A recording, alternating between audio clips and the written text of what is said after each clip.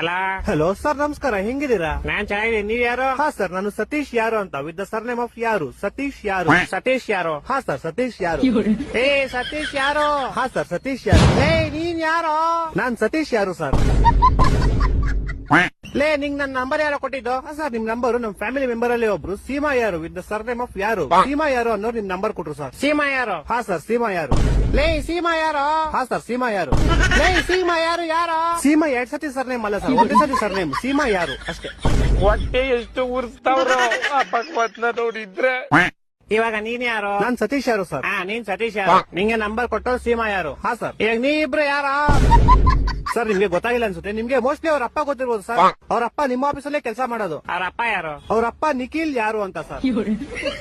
ಇವಾಗ ಈ ಬೇವರ್ಸಿ ನಿಖಿಲ್ ಯಾರು? ಸೀಮಾ ಯಾರು ಅವ್ರ ಅಪ್ಪ ಸರ್. ಸೀಮಾ ಯಾರು? ಯಾರು? ಸೀಮಾ ಯಾರು ನಮ್ ಕಸಿನ್ ಸರ್. ನೀನ್ ಯಾರು? ಸರ್, ನಾನು ಸತೀಶ್ ಯಾರು ಸರ್. ಲೇ